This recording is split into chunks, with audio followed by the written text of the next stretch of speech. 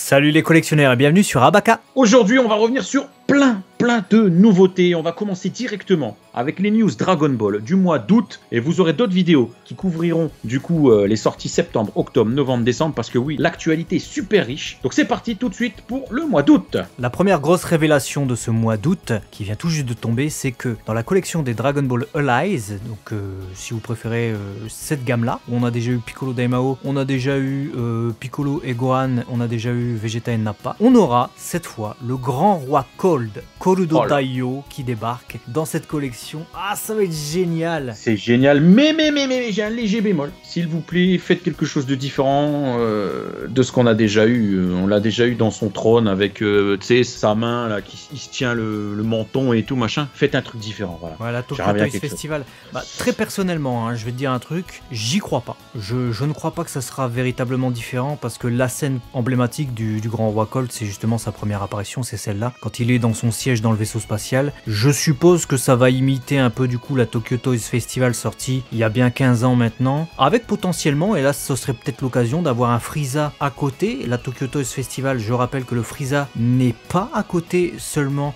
pour la version comment dire, classique, enfin classique entre guillemets, hein, parce que le Cold est limité, mais le Frieza est encore plus limité, hein. Donc c'est pour ça il y a très peu de Frieza qui étaient commercialisés. Là, ce serait peut-être l'occasion d'en faire un, comme on avait eu Piccolo Daimao avec Piano par exemple. Et en parlant de Piccolo Daimao, eh ben écoute, il y a une deuxième Allies qui sort le même mois, Piccolo Daimao version C. Bon, ça fait chier tout ça parce que les Allies coûtent 27 500 yens à l'achat, à la sortie, sans cote qui explose, donc ça va nous faire dépenser de la thune. Mais alors cette Piccolo Daimao version C, c'est génial, c'est génial, c'est génial, c'est génial. Il me semble que c'est le vieux avec Pilaf et sa bande. Bah ouais, c'est génial, justement, tu l'as dit, Pilaf et sa bande. C'est génial, moi je kiffe, moi je kiffe, je sais qu'on va pouvoir reproduire des belles scènes. Et du coup, ça met un petit peu un pied de nez, c'est pour ça que je suis content. Aux résines qui, bah voilà, c'est du non officiel, ça donne rien aux ayants droit. Ils appliquaient plein de choses. Là, si on peut avoir des Allies, Piccolo Daimao, de très bons rendus, bel Akabi, etc., bah c'est génial. Donc je suis content, je suis content. Franchement, on est content, surtout que c'est un mois avec que des réjouissances, puisqu'on a eu l'annonce et les visuels de Golden Frieza en Gigantic Series, 38 cm, aujourd'hui même. Franchement, il est magnifique. Oh là là. Pourtant, je suis pas du genre à me réjouir sur Frieza, mais alors ce Golden Frieza, j'ai l'impression que c'est une réussite en tout point. C'est vraiment un produit que j'ai envie de voir de mes yeux, mais vraiment. Grosses attentes. Après, vous aviez eu, on l'a fait en vidéo, vous avez juste un petit visuel rapidos, SH Figures de Kula, voilà, on rappelle.